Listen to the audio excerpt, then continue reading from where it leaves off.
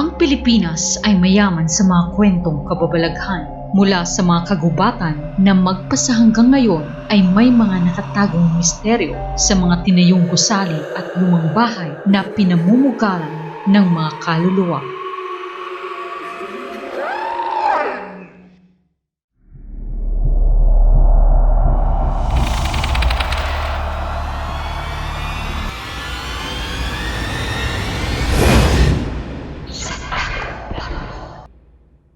Clark Air Base Hospital, Pampanga.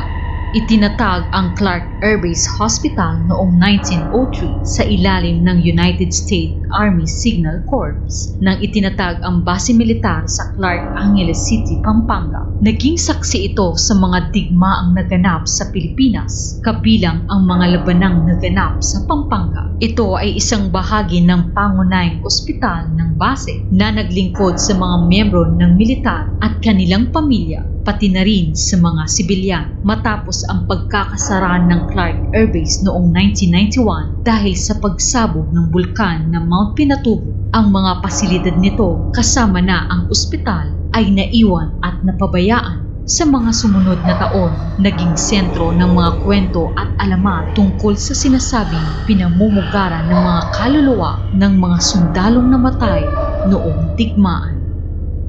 Diplomat Hotel, Baguio City.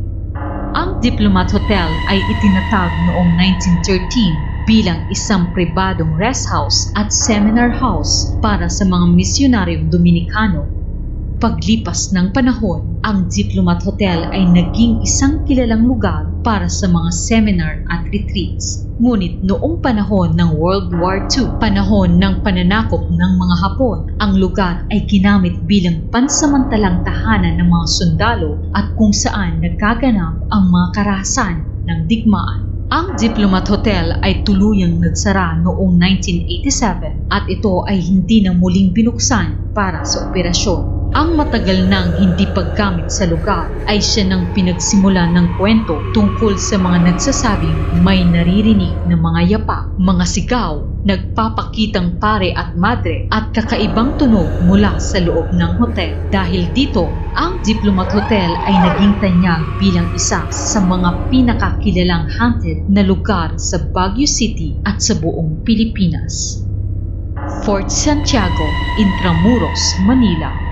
Ang Fort Santiago ay itinatag noong 1571 ng mga Kastila. Ito ay itinayo bilang isang depensang militar sa loob ng Intramuros. Ipinagawa ang Fort Santiago upang protektahan ang lungsod mula sa mga banta ng mga kalaban, kabilang ang mga mananakop at pirata. Isa itong sentro ng pagmamalupit at pagpapahirap sa mga Pilipinong nagnanais ng kalayaan. Isang tanyag na kwento sa Fort Santiago ay ang kwento tungkol kay Jose Rizal na inilagay sa piitan bago pa siya hatulan ng kamatayan noong December 30, 1896. Ayon sa saksi, may naririnig ng mga yapak na nagmumula sa piitan ni Rizal kahit wala namang ibang tao sa kwarto.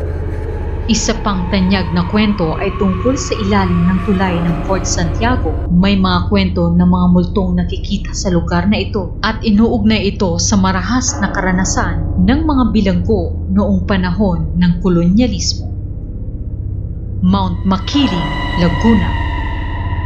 Ang Mount Makiling sa Laguna ay isa sa mga kilalang bundok sa bansa na mayaman sa mga alamat at kwento ng kababalaghan. Ito ay isang dormant na bulkan at isang popular na destinasyon para sa mga turista, manlalakbay at mga mountaineers. May ilang mga kwento tungkol sa diwata o engkanto na naninirahan sa bundok. Isa sa pinakakilalang kwento ay ang tungkol kay Maria Makiling, isang diwata na itinuturing na tagapangalaga ng bundok. May mga kwento na nagsasabi na ang mga nawawalang manlalakbay na napapadaan sa misteryosong kagubatan ay hindi na muling nakakalabas.